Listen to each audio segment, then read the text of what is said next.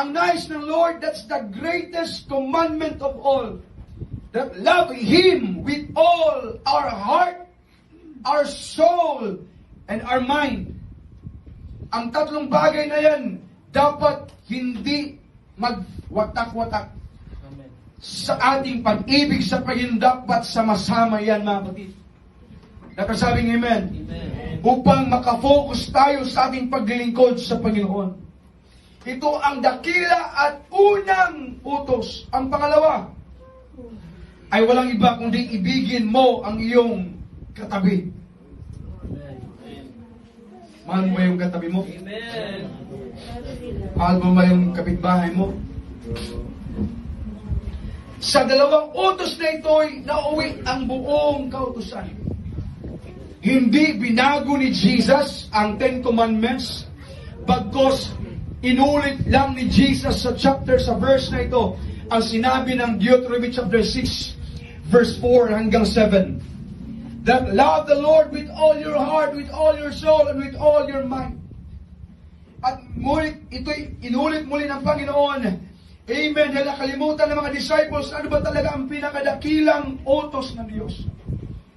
At muli niyang inulit, mga kapatid, ipinaalala sa kanila na hindi nagbabago ang dakilang utos ng Panginoon.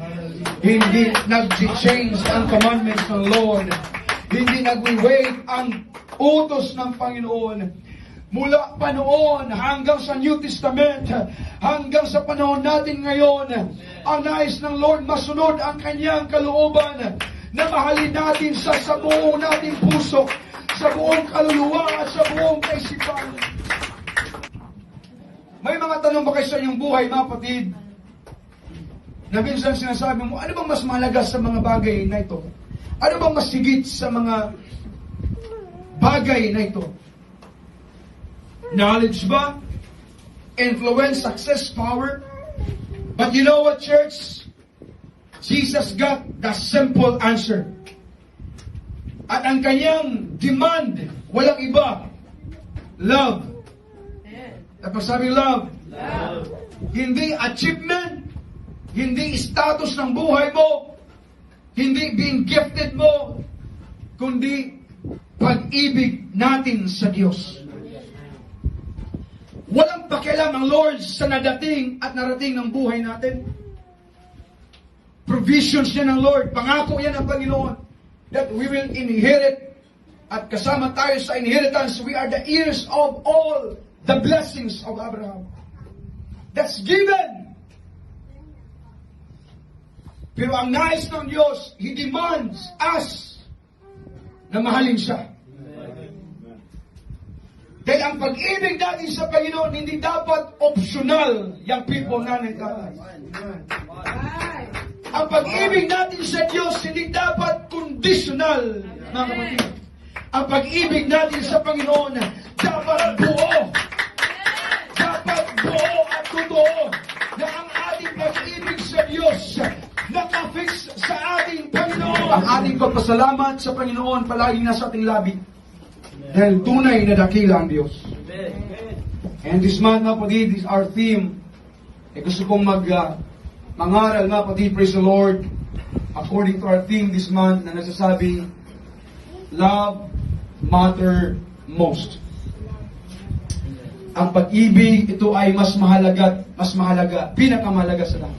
Ng pinakadakila, amen, na commandment or utos, mga kapatid, walang iba. Una, love the Lord with all your heart. Ibigin daw natin ang Panginoon sa ating buong puso. Bakit? Pag ang puso natin nandoon ang pag-ibig natin sa Diyos, walang pwedeng makahadlang. Amen. But if we love money, that's the root of all evil. Amen.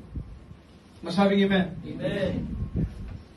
And our heart is the deceptive or mandaraya. Amen. Na bagay ng ating buhay. Kaya huwag tayo magpadaya dito. Sabi amen? Amen. Let's love the Lord with all our heart. Ibig sabihin, buong puso, mga kapatid. Huwag lang hanggang nguso yung ating pag-ibig sa Diyos, kundi buong puso. Amen. It is a patient when tested. Ang pag-ibig daw ay hindi isang emosyon lamang o isang salita, pero ito ay isang patience. Sa panahon na tayo ay na-test na pati. Kaya yung ating mga buhay, maraming testing. Ipoprove ng Diyos yan kung totoo ba talaga yung ating pag-ibig sa Kanya. Kaya huwag kang maging duwag sa paglilingkod sa Panginoon. Sabi mo siya katabi, huwag kang maging duwag.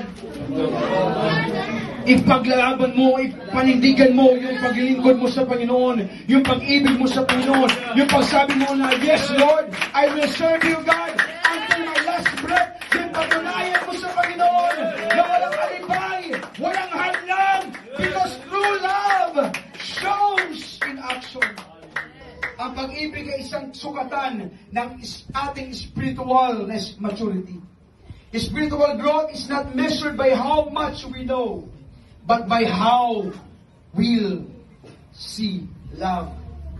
Ulitin ko, ang ating spiritual na paglago ay hindi yan nasusukat kung ilan o ano ang ating natutunan. Pero yan ay nasusugat, mapatid, kung paano tayo nagmahal sa Panginoon. Ang pag-ibig natin, ang commitment natin, loyalty, devotion natin, hindi ito pang dito lang. Yes! Kundi ito ay pang doon, pang eternal. Until the coming of the Lord.